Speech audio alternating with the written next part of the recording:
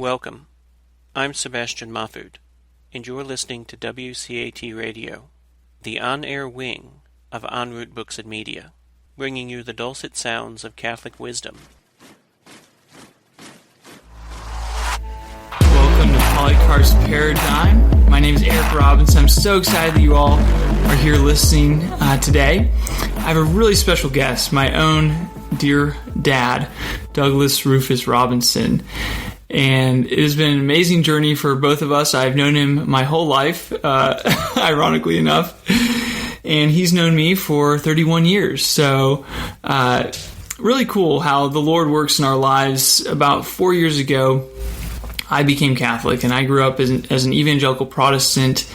And a year ago, my own father and mother became Catholic, which is pretty unique and pretty awesome. And so I brought him on the show, wanted to hear his story and share with, I've obviously heard his story before, but wanted to share his story with you all. So welcome, Dad, to Polycarp's Paradigm. Thank you. I appreciate you doing this. I mean, you know my story probably, but maybe not even all of it. And we all came to where we are today via a different route, I guess. Yes. So yeah, let's just dive right in. How'd you grow up? Like, what was your religion growing up, and what was that like? Yeah, I grew up in a small town in Louisiana, New Iberia, and it's a great place to grow up, especially in the 50s and that time frame. But my parents were Methodists, and so we grew up in Methodist church. Of course, Louisiana is very Catholic. It's the only state that has parishes instead of counties. And wow. So I knew a lot of Catholics, but most of my closest friends went to the Methodist church with me, and that's where I, got my initial taste of Christianity and learned a lot of things there. Would you consider yourself having had a relationship with Jesus Christ in those years, or how did that develop? I learned a lot about Christianity, but there were a lot of things that I guess I missed. Not necessarily because the Methodist Church doesn't teach them. It's just that maybe I didn't get it. Like, I didn't hear much about the Trinity, and really had no comprehension that Jesus was God on earth. I mean, I'm sure I know Methodists believe that, but yeah, I don't know that I got that out of right. it. But we went to church every Sunday. I was very involved in youth group. It was MYF. It was called Methodist Youth Fellowship, and was a leader there. And I was even in the choir once. But, wow, that didn't work out so well. You're known for your amazing singing capabilities. Yeah, well, not really. That's a joke because I was one of the ones that never got a solo. Wow. And kind of got discouraged in that area. And I think they were happy to see me leave the choir. Wow. Yeah. That's funny. So what happened in your college years? How did your journey develop there? Well, after growing up in New Iberia and, with my parents there and everything, I went off to Tulane University in New Orleans. And that can be a challenging place to go to college and, stay straight and narrow for sure.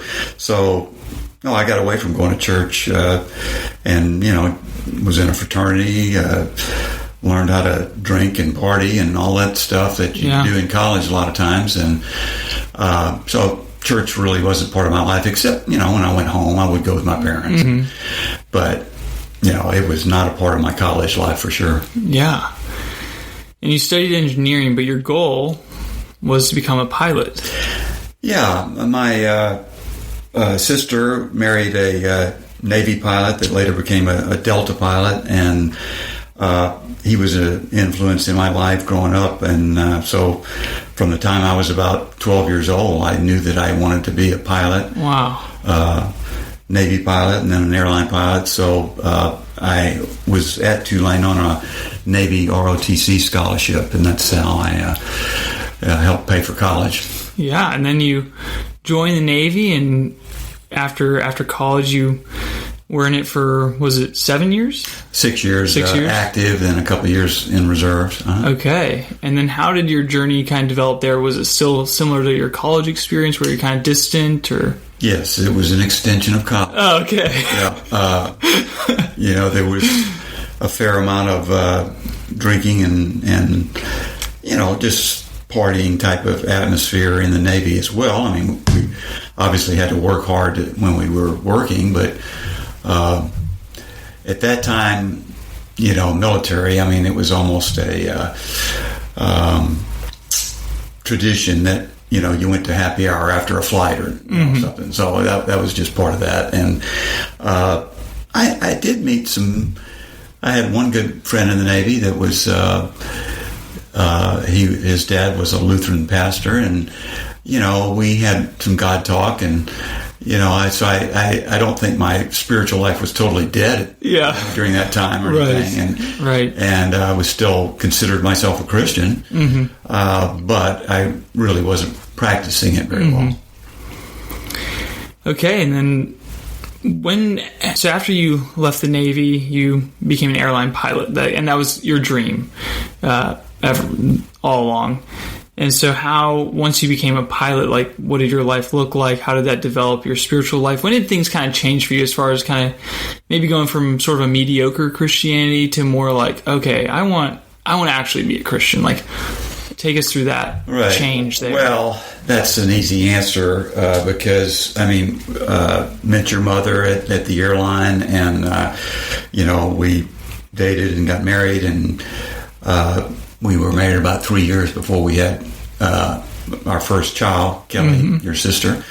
And that was in 1981 when she was born, and that was kind of the trigger, if you will, to think about what we believed and how we're going to raise this child. And I think that probably happens to a lot of people. When they become parents, it kind of hits home with, okay, well, what are we going to teach this child? Yeah.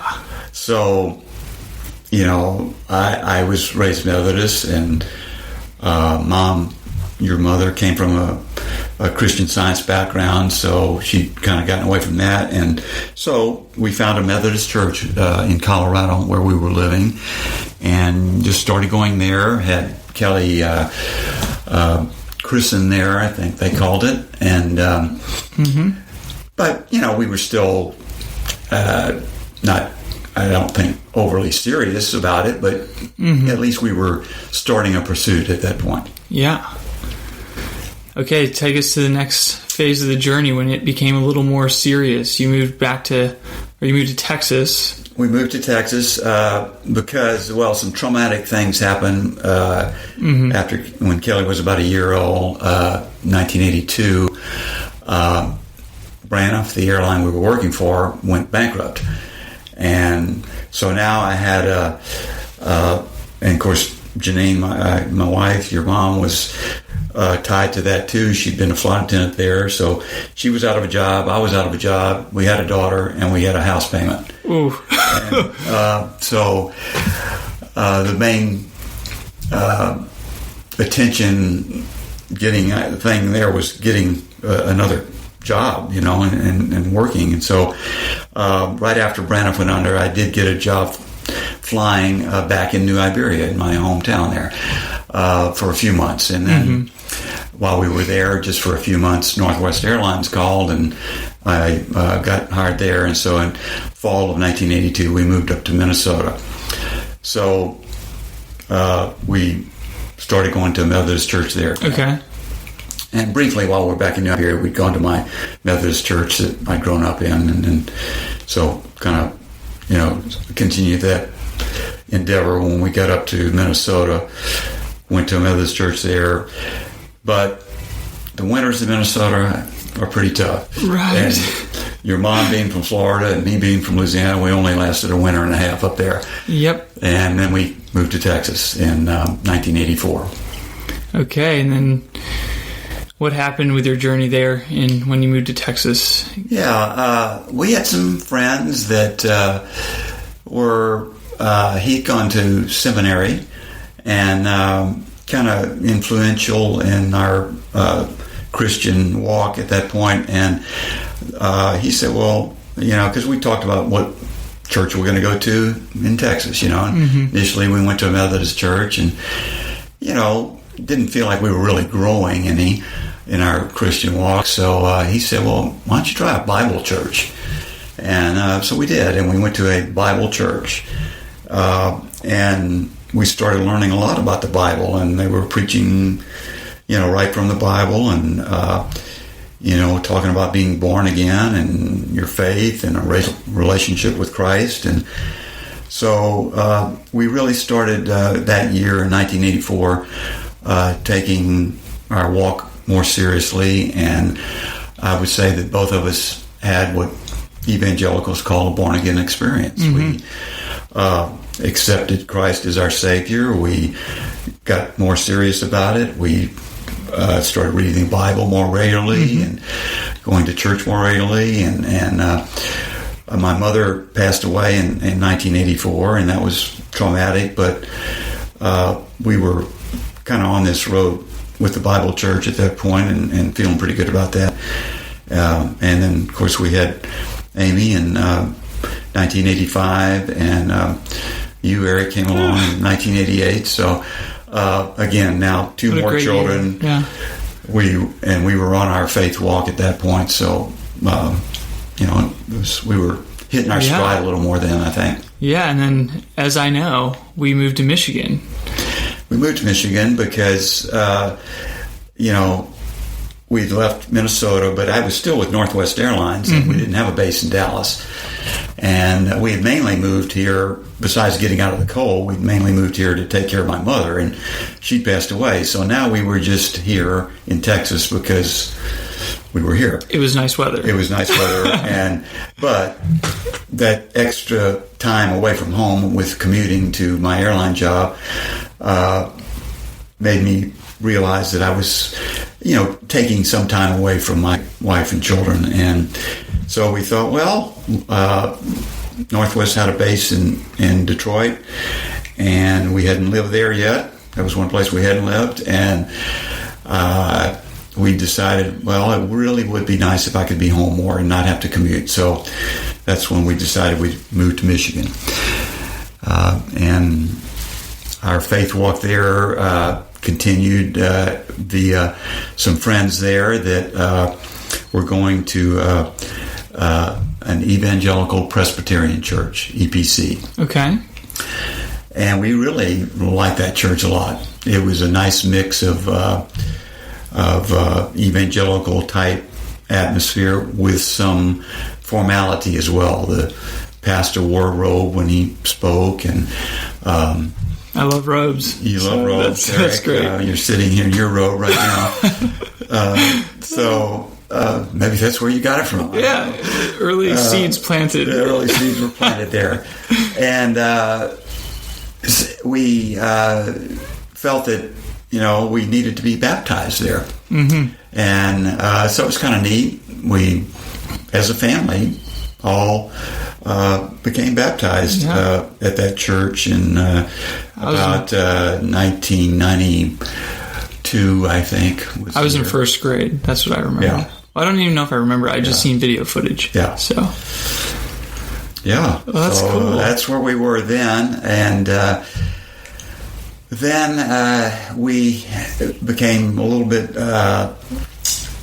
disappointed in the public school system in that area where we were in Michigan. And it just seemed so secular at that point. And we ran into a friend of mine that was also an airline pilot, and he was all excited about this Christian school in another town in Michigan. And, we thought, well, that's nice, but we don't live near that school. And your mother said, boy, that sounds like something really neat, and maybe we ought to at least check it out. So we checked it out. And I remember her saying, boy, it sure would be nice to have our kids in that school. Okay. And I said, yeah, but that would mean another MOVE, a four-letter word. And I said, well, I really wasn't keen on moving again. We'd built a home where we were in Michigan, and I really wasn't keen on moving again after 2 years in a brand new home that we built. And I said, okay, well, if the Lord really wants us to move and really wants us to put our kids in that school, He'll make it happen. But here's what's got to happen. I'm not using a realtor because we just, been in this house for 2 years. We're not going to make much money on it anyway. And I don't want to pay a realtor fee on the other end. So if He really wants us to move, He'll sell our house by owner. We'll find one for sale by owner. And the school has to have room for all our kids. I mean, at that point, when we found the school, there wasn't room for Amy in the school. There was room in the grades that Kelly was in and you were in, but not for Amy. And Kelly, at that point, was in 8th grade. She was getting some strong friendships and getting more established there. She was a cheerleader for the 8th grade team and all this. And she was kind of dragging her feet on any excitement about moving, again, changing friends and all that. But that summer, some things happened. She went to a church camp, I think it was, and really grew closer to the Lord and, really said, maybe the Lord does want me in that Christian school. And, wow. Yeah. And all of a sudden, this lady from that school called us up and said, yeah, there's room for Amy now in that school, too. And I think, oh, okay, well, those things are checked off. And then we're getting ready to go somewhere one day, and these people drive up and say, hey, we saw the sign in your yard with your for sale by owner sign. We're interested in your house. I said, oh, okay. And then we go to this area where the school is and find this really neat home on a lake for sale by owner. And wow. Wow, this is really coming together in a hurry. And so in a matter of a few weeks' time, we sold our house by owner, bought one by owner on a lake that we were excited about, and all 3 of our kids were accepted in that school. Wow. Yeah. Thank you, so Lord. We just really felt the Lord, orchestrated that whole move, and it was good, I think. It was good for y'all there for a while. Yeah, and what church did we go to? I can't remember the name of it when we were at LCS. Yeah, well, the name of the church was Evangelical Free Church, or the denomination was E-Free, it was called. Okay, so a little different than the Presbyterian. A little bit different, but still evangelical in the name, and almost a non-denominational, really, kind of along this Bible church, evangelical path. So that's where we went, and a lot of the kids that went to this school, the Christian school, went to that church as well. So it seemed like a natural fit, and we were, pretty happy there. Yeah. For a while. So, yeah. How did your faith develop during those years leading up to a move back to Texas? Because we moved back, what was it, like 7 years? We were in Michigan for 7 years total, I think. 7 or 8 years. I guess what precipitated, while we were there, felt like we were hitting our stride pretty well, and, had Christian friends. You had Christian friends. The school was Christian. I mean, we were in this Christian bubble, if you will. Yeah. And that was good. Amy wasn't so sure about it. And at times, and she decided to go to a public school at one point there in Michigan, and that was kind of a trial thing. And Kelly graduated from the Christian school, decided to go to Baylor University back in Texas, and along that time frame, I started flying the 747 with fairly long international trips. So all that kind of brought us back to the point, well, we really do like Texas better. Right. And there are a lot of Christians in Texas, too. Yeah. And that would be closer to Kelly. Amy was going to a public school anyway at that point, so we decided, well, we liked the public schools in Texas, where we'd been in South Lake. And we decided, well, let's move back to Texas and come back here and live in South Lake again, and go with that. As far as churches here, though, when we came back, the Bible church that we'd gone to had gone through a church split, which happens a lot in the Protestant world, I think. Seems to. And which is why there's probably 30,000 different Protestant denominations. Last I heard, it's over 40,000 different denominations now. Yeah. It's kind of crazy. So how'd that split? How did you find out about that split? Like what happened there? I think we maybe even found out about it before we came back, and I think we tried the church for a little while, but it seemed like there was some tension there that caused us to question if we wanted to be there or not. Mm-hmm. So we started looking for the right church, in quotation marks, if you will, for us, as a family. And we wanted something that, that preached the Word of God, of course, right out of the Bible, because we were at that point, pretty much Bible alone type believers. Yeah. And there's a lot, it's the Bible Belt here, so there were a lot to choose from. And we basically ended up mainly at mega churches, I would say. We tried a couple of different ones. Maybe not all of them were mega churches, but fairly good-sized evangelical, non-denominational churches with kind of where we decided was our best fit at that point. Mm-hmm. Kind of Baptist-based, but non-denominational. Kind of Baptist, but they didn't claim the name. They didn't claim the name, but most of them were Baptist-based. Yeah. Yeah. Mm-hmm.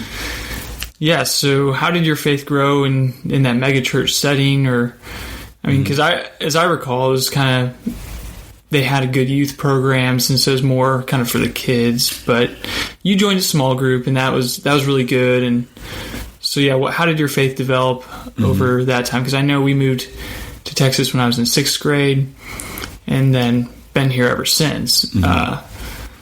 That was the main thrust in finding a church was, okay, do we like the preaching? Do we like the music? And do we like the programs for the kids? Okay. So that was sort of our criteria. And obviously you can get that at a lot of different churches. But the main one we settled on was a mega church, and there were youth programs there and all, so that was good. Yes, we got into a group of fellow believers that they had small church groups, so we made some close friends there that we're still friends with today, and that was good. It was a way to, we'd study different things, different books in the Bible and things like that. And then Mom, your mother had gotten into BSF, Bible Study Fellowship, I think when she was in Michigan, maybe, and told me about that. So after we were here for a couple of years, I started going to BSF, Bible Study Fellowship. And that's a good non-denominational Bible study that where you don't really talk about what church you go to. I mean, it is Protestant oriented, but it is we don't really talk about what denomination you're in, and try to just focus on studying the Bible. So it got us into. They generally alternate between an Old Testament book and a New Testament book every year, and so it was real in depth on those, and that got me into more serious Bible study. So that was good too. So I think I was really growing. To the point where I was trying to be a good witness to like people I would fly with and things like that. I mean, not standing on the corner beating people up with the Bible, but trying to be a witness to my faith. So that was sort of the point we were in till you threw us for a loop, Eric, with your changes. Wow. So it kind of goes pretty steady. I mean, we were all a little disgruntled with that mega church towards the end of my high school years. Right. And eventually that led y'all to leave that church, but kind of just for a different mega church, essentially. Yeah, a smaller version of that, basically. A smaller non-denominational church that we started going to, and it was good. But, really we still felt like we were being entertained most of the time. Yeah. And you can be entertained at a lot of churches, and the entertainment's pretty good. The music's pretty good, and the preaching can be dynamic. But like you discovered, you can listen to a good sermon on a podcast or like this, or and you can still meet with small groups and have good Christian listen community. to good worship music on your iPod, whatever. So we didn't feel bad at all if we missed church. Right.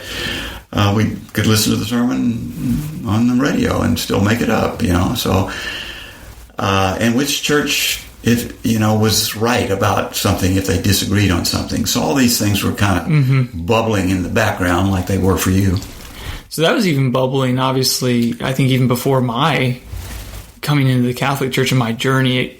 Right. I think my journey maybe when I started exploring the Catholic Church maybe brought those even more to the surface and more of those questions. So that was kind of where we were with, on our walk. And then, of course, you went off to college, and then after college, ended up, taking RCIA and learning about Catholicism. And one thing you did that was really good while you were in RCIA was you would send an email out to, I don't know how many, 40 maybe? Or just like 30 or 40 old spiritual mentors and family that basically had big influence on my life growing up. All of them Protestant, of course, because that was my atmosphere I grew up in. Right. And so I just wanted to make sure I wasn't going astray.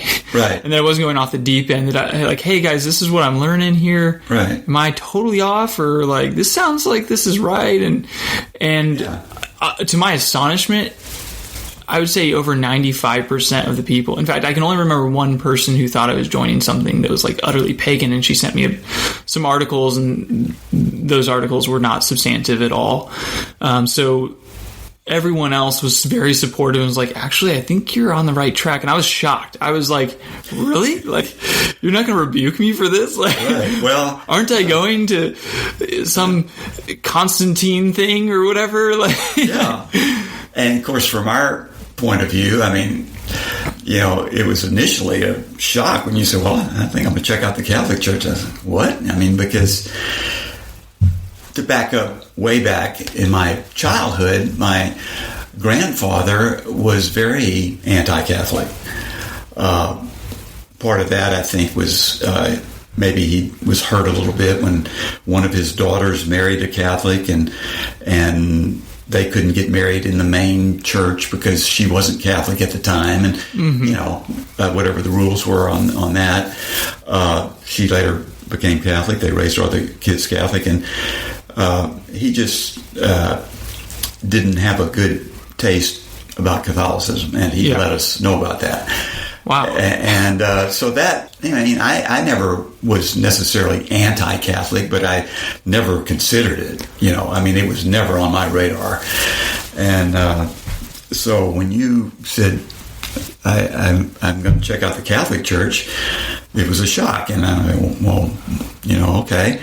But when you sent out your email every week after your RCIA lesson that week, and you told us what you were learning and all this, I'm thinking, well, that's interesting, and they sure seem to have a lot of reasons for what they do, and maybe I have a lot of misconceptions about what they believe. It sounds reasonable, and then you like you say, you got good feedback, and ended up joining the church in 2014, I think it was. It was 2015. 2015. On my 27th birthday. On your 27th birthday, on Easter. Yeah, Easter Vigil was April 4th that year. Yeah. So that's pretty cool. Things lined up there, didn't they? We watched you for a little while, just being Catholic, and the next... That was, I think, summer or spring? Well, it was Easter. So it was spring of that year. So we watched you for the rest of that year, and then kind of decided, well, okay, we'll check it out too. as far as just kind of really wanting to learn more about Catholicism just because you were in it and we were curious. You know, obviously you convinced us that through your emails and all that we did have some misconceptions about Catholicism, you know, what they really believed and why they did things. So we thought, well, okay. And not being totally thrilled with our non-denominational experience, we thought, well, okay, we'll check it out. And we initially, the closest church to us where we live is Good Shepherd community in Colleyville. So Good Shepherd Catholic community. And I guess y'all joined the inquiry stage of RCIA, which for my listeners, RCIA stands for Rite of Christian Initiation for Adults, so kind of a mouthful. It's basically just the class you take to learn more, and then eventually that's the class you need to take to become in full communion with the Catholic Church, to become Catholic. And that was around January 2017, right? When you guys started the inquiry phase. Yes. And started that, and you know, I asked a lot of questions. Yes, that's where I inherited that from. I think they were a little surprised at all my questions, and you know, I just said, okay, I want to know about. You really believe that bread and wine become his body, blood, soul, and divinity? I mean, how do you get that? What the heck is that about? You confess to a priest, and there's only one mediator. And there's only one mediator. And, yes, and indeed there is. And you believe in traditions too? What about the Bible alone? And I had a lot of questions, and I was getting some good answers, but I think, wow, I was 69 years old, and I was setting my ways a lot, so it takes a lot to turn that ship around. And even though you're discontent in your Christendom, you're felt set in your ways, like, and you had a lot of even though you weren't anti-Catholic growing up or anything, it's just like kind of that's how I felt. It was like there was just, I guess, with the atmosphere we were in, the air we walked, even though it was not anti-Catholic, it was like, I don't know, it just kind of gets impressed on you, and most of your friends are on the same page. Yeah, and you have these honest questions, but you and I are both wanting to pursue the truth, and I think that's ultimately what's really cool. Is like you're humble to open yourself up to, hey, I could be wrong about this. Like, I want to open myself up to the truth. I just want to know the truth. Like, I don't care. I just want to know the truth. So, well, and part of that too, I think, is there was a trend in some of the churches we'd been to about wanting to get back to the original church. What was the original church? The Acts church, you know, and I thought, I mean, I want to worship in the right way. Okay, if there's a better way to do this, I want to do it because I want to please God. Yeah, and that was the goal. And I was learning so much in RCIA. I mean, I didn't know about the early church fathers or what who are the, for your listeners, I mean, and I learned that the early church fathers were the ones that came right after the apostles, really, the ones that learned from the apostles. Yeah, the apostolic fathers. The apostolic fathers, and what they believed, what they learned from John, and, the other. Like St. Polycarp. Like St. Polycarp. And St. Ignatius of Antioch. Right. Yeah. And what did they think? And what did they believe? How were they worshiping? And so I got into reading some of that and was learning that, they believed in the Eucharist, and they believed in an organization, a church body, and bishops, priests, and deacons. Yeah. And they had a pope, and, that followed and, was passed on down from Peter. And I think, wow, maybe Jesus really didn't he when he said, on this rock I'll build my church. And gave him the keys. Gave him the keys to the kingdom and said, whose sins you forgive are forgiven. And, whose sins you don't forgive, they're not forgiven. And I'm thinking, wow, these guys had some authority. And I'd say. I thought, wow, this was getting a little uncomfortable. Yeah. Because I'm thinking, wow, the first 350 years, Christians didn't have a Bible. So it couldn't have been the Bible alone then. Yeah, they had scriptures scattered about, but they didn't have a complete Bible as we know it today. It was still being put together, still being in different locations. They had the Old Testament, but... Yeah.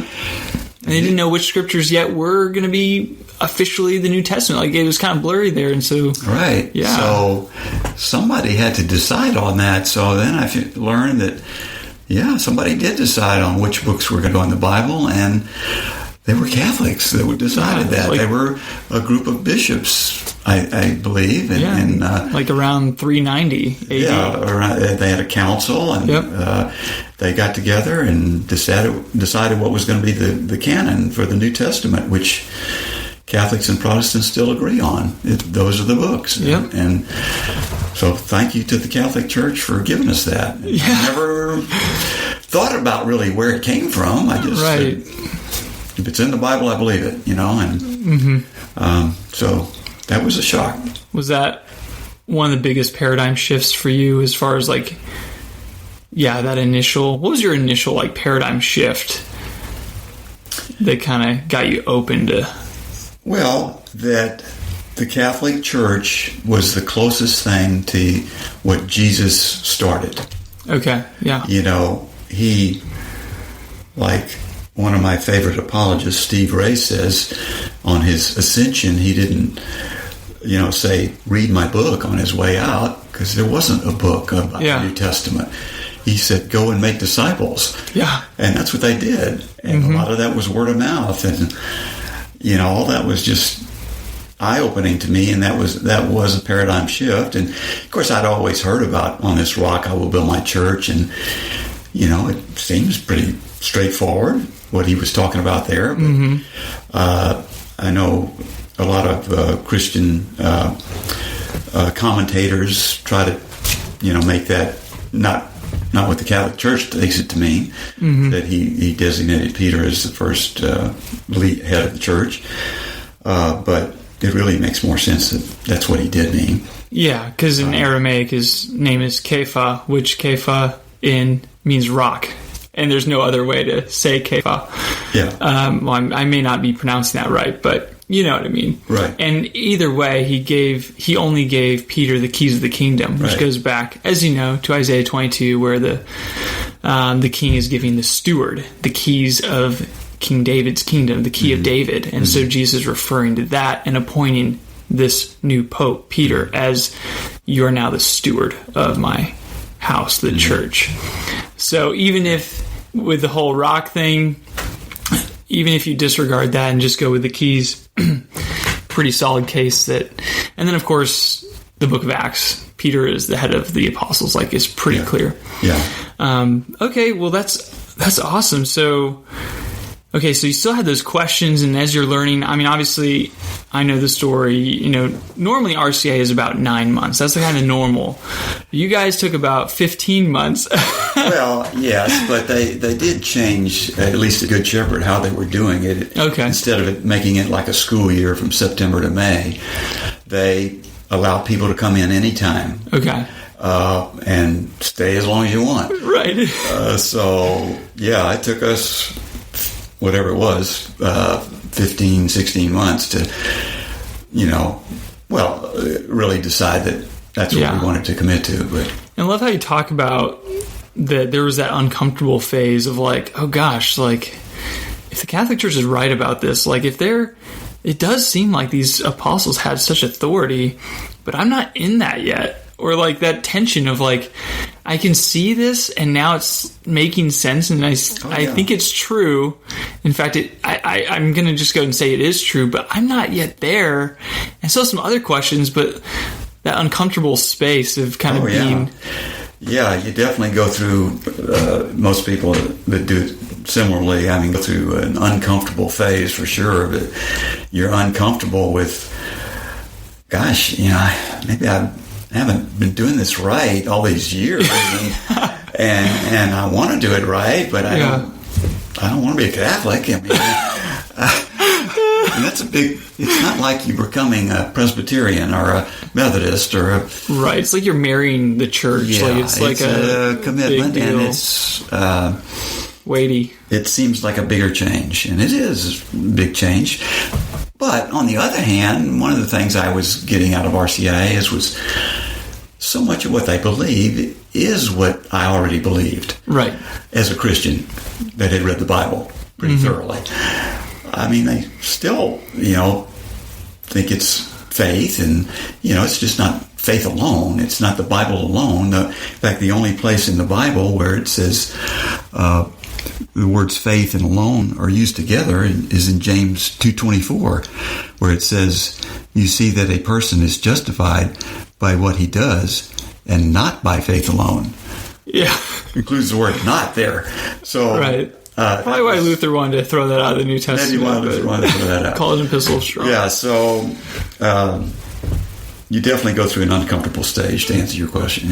Yeah.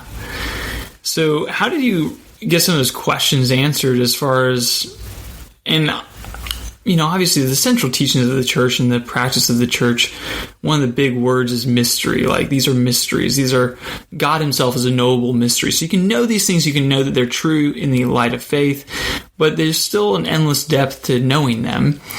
And so how did you overcome those hurdles, especially with the Eucharist? Because I remember as we were journeying together, that was one of the big things. Like, I just don't get the Eucharist. Like, why? How does that work? So what was kind of a shift there, as far as getting over that hurdle? Because that's obviously the most central piece of the whole picture. Like, that's the source and summit of the Christian life, according to the Catechism. Right.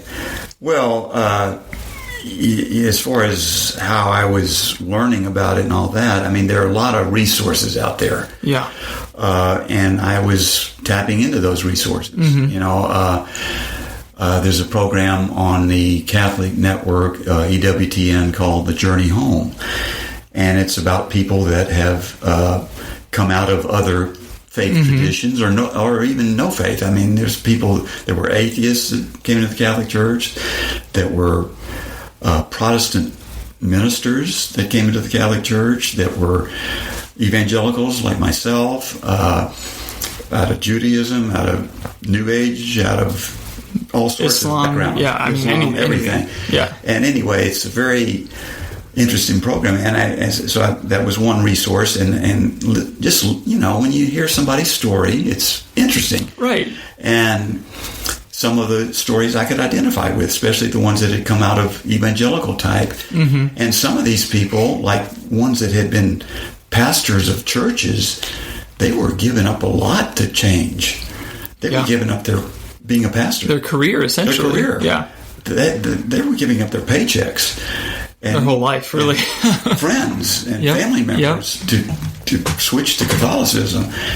And I thought, wow, that's a commitment. I mean, so the story's on there, and then there were books. There's a book called Surprised by Truth by Patrick Madrid. He has at least 3 of them, 1, 2, and 3 versions. And it's a similar thing. It's about people that have made that journey from wherever they were into the Catholic Church.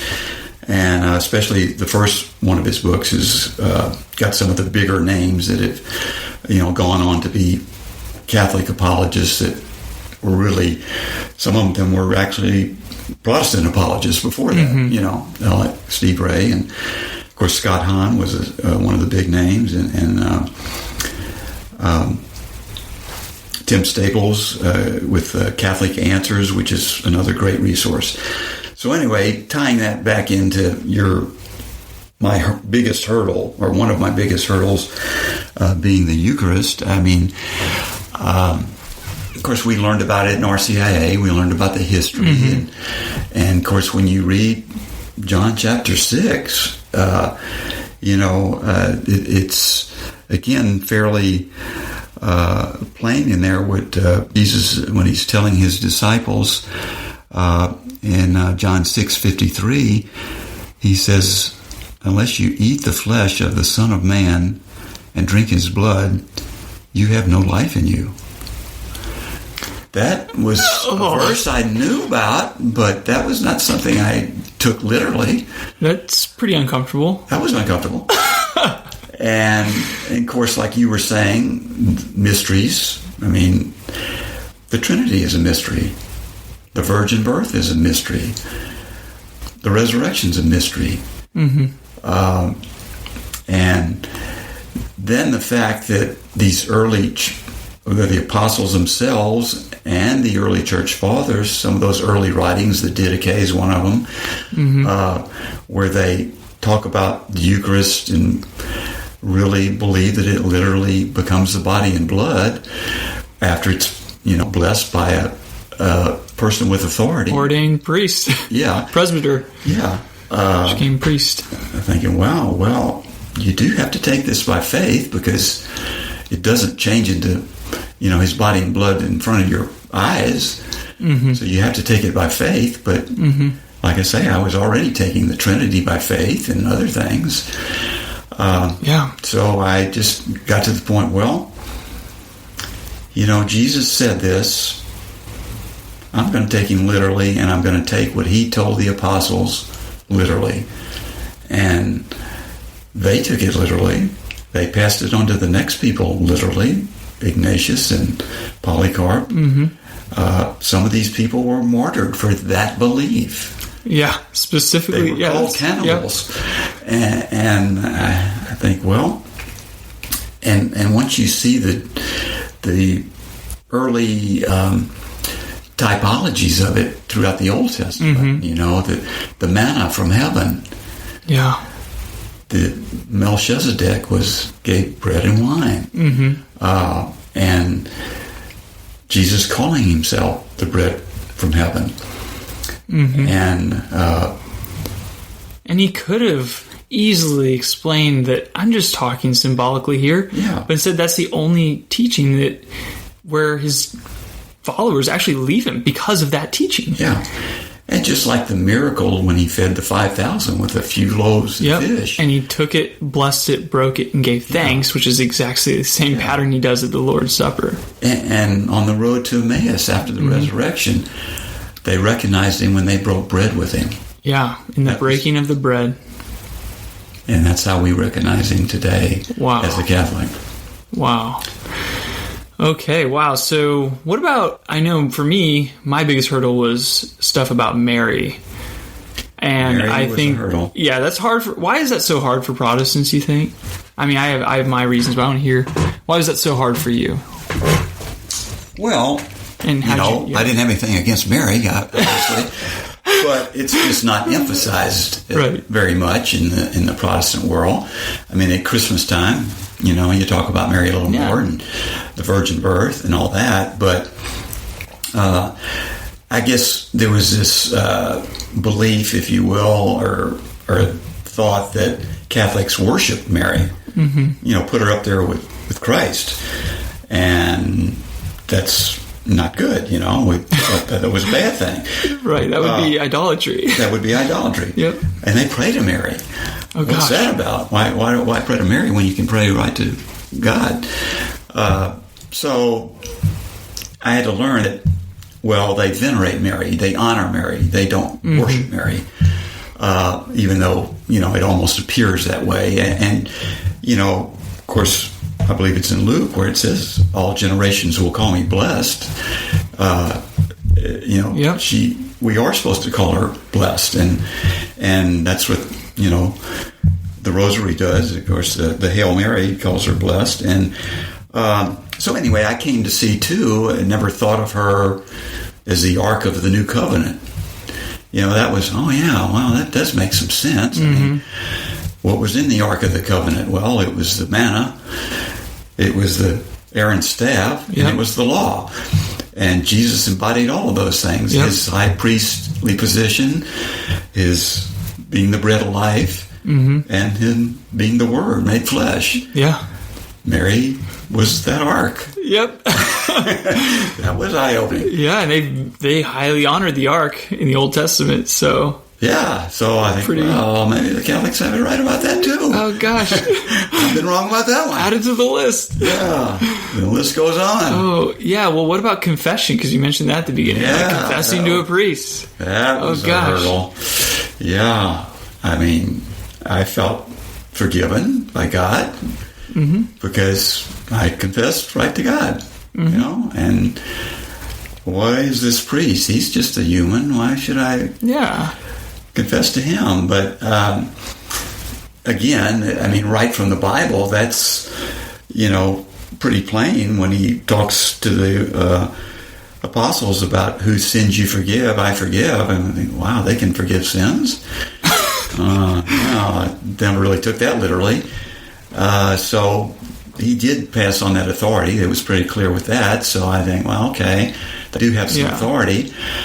And, the fact that, they can absolve sin, and we should, the analogy that one of our priests uses is that, okay, your child breaks a window, your neighbor's window. Well, the neighbor can forgive your child, but the window's still broken. Mm-hmm.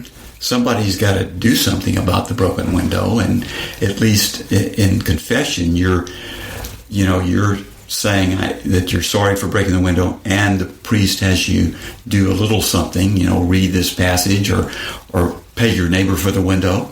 Yeah. It's appropriate, Yeah. So I don't know if that's a great analogy, but that's one that kind of hit me that,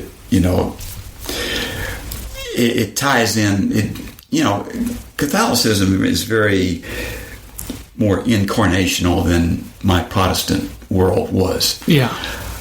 What do you mean by that? I mean for one thing, the church itself is not just some entity out there that we all belong to. Not some just spiritual thing. It's spiritual and it's spiritual and it's visible on earth. Mm-hmm. In the Catholic Church. I mean, not any one particular Catholic Church, but the Catholic Church as a whole. Mm-hmm. So that was one thing on that, and other incarnational things are, of course, the Eucharist. Where you're actually partaking in the sacrifice that Christ made for us. Mm-hmm. The incense that they used, signifying prayers going up to heaven. The candles that are lit, signifying Christ being the light of the world, and your prayers going up, and actually going to a confession to a human that can hear that and can look at you in the eye, and at least hear a voice saying you're absolved of that sin. So you can hear, you can taste, you can touch, you can feel God. I mean, and he became a man, right? And was incarnational and used mud and spit and his robe and all these things that people touched and saw and tasted and could hear. Mm-hmm. So. Those are things that I'm just still, learning about, and you never stop learning. So I still have a lot to learn. I'm a baby Catholic. Well, I'm only a toddler myself. So anyway, well, that's awesome. So, and then, what was your experience like last year when you did come into the church with Mom? I mean, what was that like? And you had your first confession, then you received the sacrament of confirmation, then you received the Eucharist for the very first time, and just that whole kind of process. And, RCI goes through different phases. So you go from inquiry to some other stages, some catechesis, which is teaching, and then the scrutiny is kind of preparing yourself, like scrutinizing yourself, like preparing for your welcome and reception at the table of our Lord. So how was that process, and how did you feel like going through that? And Well, for that year or so that we were in RCA, we were also attending Mass every week. Mm-hmm. So I was learning there too, and watching and seeing how, there's a reverence there that I didn't see in some churches, and I like that. Real quick, was it ever hard for you to have to cross your arms and receive a blessing instead of the Eucharist? Was it like, did you feel excluded? Or, I don't know, I know some of my friends, they do they don't really like that aspect as far as like, well, why can't everyone just be welcomed? And so how did you understand that, and like where you were at in the process? Like, why can't they just let me receive the body and blood of Christ? Like, I'm a Christian, you know? So how did you deal with that? Was that kind of another uncomfortable spot that even prompted you to want to come into the church even more? Or like, how did that work with you? Yeah, I think eventually it did. I mean, my first experience with that was when I went to a Catholic funeral once, and they said, if you're not Catholic, you shouldn't partake in this. And I'm thinking, well, that's pretty exclusive, you know? I mean, why can't I do it, you know? So that was sort of in the back of my mind, but then, you know, I learned about it, and I'd say maybe a little twinge of that at the beginning where, you know, okay, we can't take it. But as I learned more and more about it and how special it is and how Catholics treat that and believe what that is, and as I was coming to believe what it really was, I appreciated that it wasn't, you know, it's not to be taken lightly. And so, yeah, I didn't have a problem with that. And, of course, that made me hunger for it more and more, like you say. So, you know, yes, coming into the church at Easter Vigil was a, you know, really moving experience to be able to do that for the first time. I mean, I didn't get some mystical thing happening to me, but it was very rewarding and very comforting and very fulfilling, I'd say. You know. And so you've been Catholic now for a year. How has your faith journey been over this past year? I know we just had a very powerful Holy Week, but how's your relationship with God grown? I mean, you're still doing some BSF. You're obviously still reading the scriptures and praying and all of that. And so, how's your spiritual journey? I mean, do you feel closer to Jesus, or what is it like now being Catholic and as opposed to what it was before? Yeah. Well, you know, like I said earlier, we're all on a journey, and I think I know I'm still on one. We never get off of it till the end, I guess. But I do think I have grown more this year than a lot of years, and you know, a lot of that has to do with being in the Catholic Church, of course. And let me say this too. I mean, I don't feel that my years as a Protestant were wasted. I think by no means, learned a lot about the Bible and appreciated it, and, you know, like I say, felt like I had a relationship with Christ and all that. So those years I don't feel are wasted at all, but I think they make me a better Catholic now because I see the fruits of that, or the fulfillment of that, in the Catholic Church. Full communion, as they call it. You know, I feel like I'm in full communion with the church now. So and this year, you know, yes, I've grown more, partly because I attended something called CHIRP, Christ Renews His Parish, where you go through, you go to like a weekend retreat, and you meet with other men that you know, are on a journey too, and you hear stories about people's faith journey, and that was just a great experience. And then you meet with this group for 6 months and then you put on the next retreat for the next guys, and so that's been a real positive growing experience. And you know, I've wanted to, like you say, I'm still in BSF, and I enjoy that very much. And, you know, we dig deep in the Bible, and that's a great thing. And I'm still very close to my Protestant brothers there, and I want to stay close. And you know, because like I mentioned earlier, we still do have so much in common. Right. We're worshiping the same God. Yes. The same Jesus, the same Holy Spirit, and just, you know, some differences there, and but a lot in common. So I'm still in that, and do the meetings with my Catholic brothers too, and so I think I've grown quite a bit in the last year. Yeah, and you even had the privilege at the last church when y'all were leading it to share your testimony, and I did. Was that a pretty powerful experience? It was. Yeah, they have different topics that you are shared there. I mean, one person does the Eucharist, another person does, I don't know, can't think of all the topics right now, but mine was a father's love. And, it was mainly from that perspective. Yeah, so that's awesome. That was powerful to be able to share my story there. That's so great. Well, thank you so much for sharing, Dad. I've really enjoyed this conversation. I actually want to ask a couple more questions as we kind of start winding down, and maybe it'll last a lot longer. We'll see. But okay, so I mean, both of us, we still have tons of Protestant brothers and sisters in Christ that we're still really good friends with. Mm-hmm. And so, what would you say? And we actually know a lot of people that left the Catholic Church they were in the Catholic Church, maybe they grew up that way and then they left. What would you say to people that maybe are listening that are ex-Catholics, quote unquote?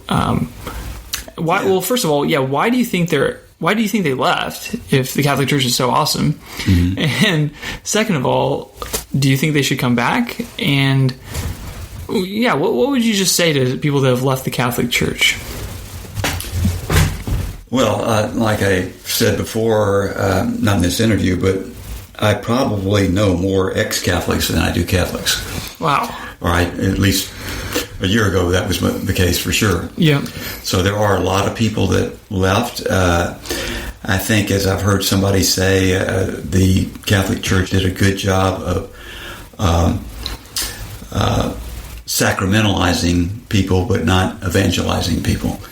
So that maybe they didn't fully understand the reasons why they do everything, mm-hmm. why they treat the Eucharist the way they do, why they go to confession, why they do the Hail Mary, or things like that, or pray to saints, or when I say pray to saints, I'm talking about a conversation like you would ask another Christian to intercede for you. Not like a worship. Not like a worship. Yeah. It's more like asking a friend to pray for you. Mm-hmm. Why not ask someone that's close to the source up there? Yeah. But as far as people that have left, or why they left, I'm sure the reasons vary all over the place. And I think, some of the blame is on the Catholic Church, just not explaining why they do things as well. And like any denomination, there are people that are not genuine mm-hmm. and just go through the motions, and that turns people off. I used to think when I was growing up in a Catholic area, it seemed to me that Catholics could do almost anything they wanted during the week as long as they went to Mass on Sunday. Mm-hmm. And I think that's not exactly right. Not at all. That's pretty bad. Yeah. So I just think a lot of them, and maybe some of them were burned in a way by a priest or a nun, or just some people that weren't genuine in their faith, that just weren't good examples of mm-hmm. what a good Christian or a good Catholic would look like or mm-hmm. act like. So, I mean, everybody's got their own reason, I guess, but I think there's I think even a lot of people that are cradle Catholics that are still in the Catholic Church would learn a lot if they went back through RCIA now and learned all the reasons for the things that mm-hmm. they do and why they believe the things mm-hmm. they do. It's really eye-opening. Yeah, so how would you encourage these ex-Catholics now? Like, okay, they're not in the Catholic Church anymore. Mm-hmm. Would you want them to come back? Well, yes, ideally. I think if we were all on the same page as a Christian community, that would be a better witness to the world. Mm-hmm. Why do we have 40,000 different denominations out there? I guess part of it is because everybody believes a little bit differently, and how do you know who's right? I mean, we all claim to have the Holy Spirit in us, mm-hmm. so if you think you're right interpreting a passage. This is what the Holy Spirit's saying to you, and somebody else thinks they're right about what the Holy Spirit's revealing to them. How do we determine? One church believes one way, one the other. It's really a better witness to the world if we are all agreeing on what something means and saying, okay, this is the authority that we can go to. There's something in the Catholic Church called the magisterium that's made up of bishops from all over the world that, if there's some question about the interpretation of something, they put their minds together and give an official interpretation. And I like having that authority. Because I don't understand everything. And not that anybody can fully understand God. I'm kind of like a believer that, we can't fully comprehend God. Right. I think everyone should agree with you on that. Anybody. So we're all going to learn something when we get to the other side, for sure. We're just seeing mirror dimly right now, folks. That's right. So, like I say, there's wonderful Christians that are not Catholic. And they are on fire for Christ. And that's wonderful. But maybe like me, they would like to worship in a more authentic way that is the way that Christ intended for us to do. And that Christ gave some authority to a certain group, his disciples, and they passed that on. And maybe there is a church out there that has authority over all of us. And I believe it's the Catholic Church. And I think they would be, at least it would be wise to investigate that. Go to CatholicAnswers.com. Go to CatholicConvert.com. Read some of these books, Surprised by Truth. They might be surprised. And there's so many great resources out there. If you really aren't afraid to open up your mind to that, there could be a different interpretation that might be different than the one you are currently owning, then I think we all want every serious Christian wants to worship God in an authentic way. I'm not saying that a Protestant can't do that, worship God, but maybe there's certain other things that we want to do it the way he intended. And if we can be closer to that way, that's a good thing. And, we're all in the quest for truth. We all want to know God more and more. And so, at least go to RCA, inquire, ask questions. Feel free. You can send me an email at eric@polycarpsparadigm.com. Go to those resources that my dad was talking about. Those are very powerful things. You can YouTube almost anything these days.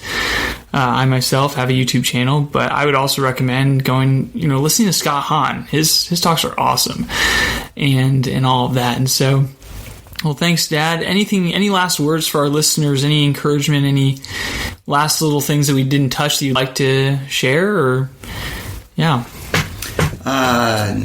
really. I think we covered a lot, and that was a lot. I think, like I said, we're all on this journey, and we're at different places along the way, and that's okay. God can talk to you wherever you are, and He can reach out to people in different ways. So, don't be afraid to follow the truth wherever that leads. And the biggest thing I got out of this interview too that really hit me as you were talking, that be okay with that tension of that uncomfortable place. Being in that place where it's like, I sense that's true, but I don't want it to be true. That wrestle, I think that's so authentic and so great to have that wrestle.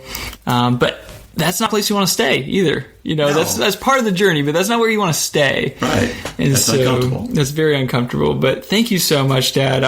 I love you, and I appreciate what God's doing in your life, and it's just so awesome to be on the journey with you. And for all our listeners, thanks for listening.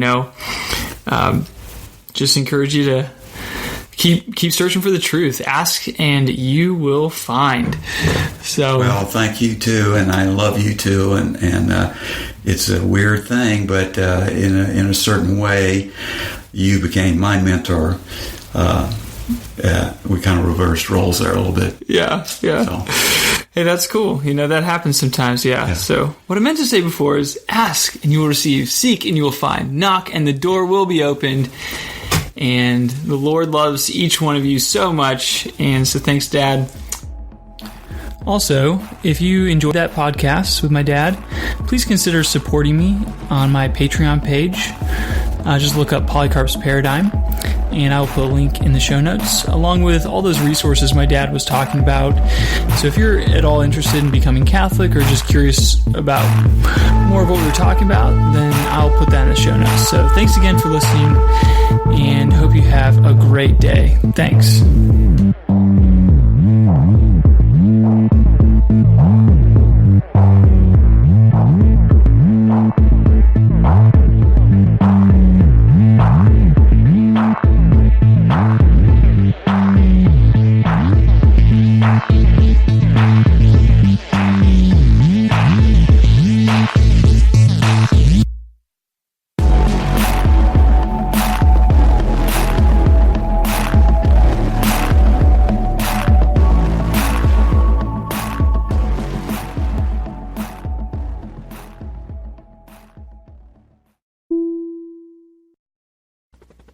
We hope you enjoyed the program and will join us back for another show on WCAT Radio. This is Sebastian Mahfood. Good day.